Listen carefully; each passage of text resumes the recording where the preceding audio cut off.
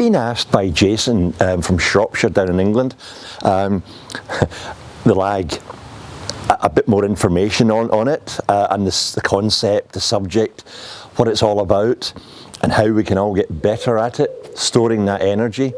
And before I get on to that, I would like to say, if you have any questions, please don't be shy asking us. I'm really keen to get more involved. I enjoy sort of chatting about golf swing. Karen says I'm a bit of a golf bore once I get started, but anyway, that's another story. So now, the lag, I mean, it's one of these things, it's a natural phenomenon. It's when you look around, there's a lot of instances where the lag is actually happening. We're not aware of it, but and really thinking about what it is, the heavy bit of metal, the club head, is so much further away from the centre of the arc. Remember the big knobbly vertebrae here between your shoulders? That's the centre of the arc, you know, that the club head makes. This is the furthest away bit.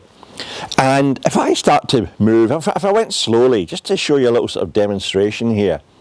So I'm doing nothing, I've got no momentum at the minute. Now if I start to go faster, because my wrists are nice and soft, firm grip, but nice soft wrists, what's actually happening here?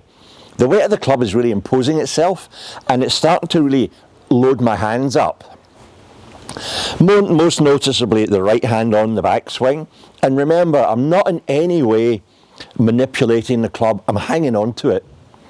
Connecting up here, shoulders down, elbows together, my favourite expression, and just swinging back and forward.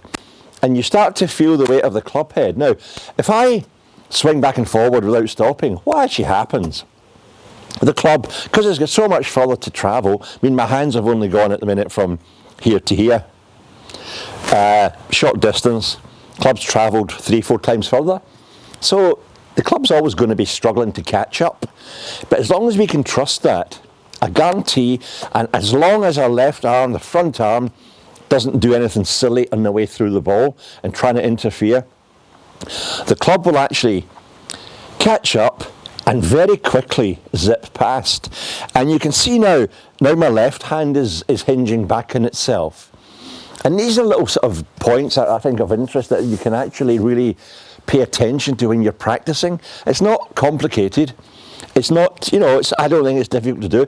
It's getting rid of the old habits. I suppose we've always wanted to try and, force it. The good old chicken wing, which is still evident with so many golfers we see. Don't want any of that.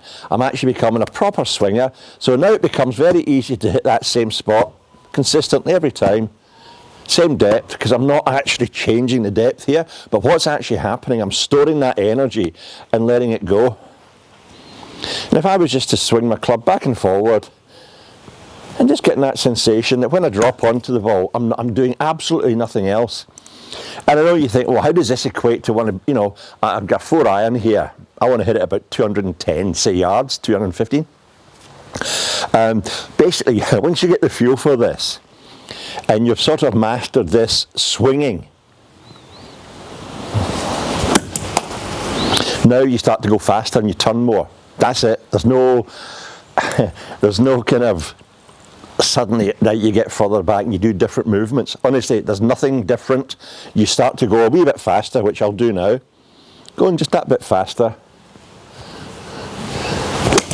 And what then starts to happen? The weight of the club starts to impose itself even more. I feel it more on my left wrist, really starting to load up here. Storing that energy and then letting it go when you want it, right down from here to here. When we get to the top of the swing, in a bad swing, and force it, and usually it's the left arm and shoulder tries to pull through, what then happens is, that's where we get the casting.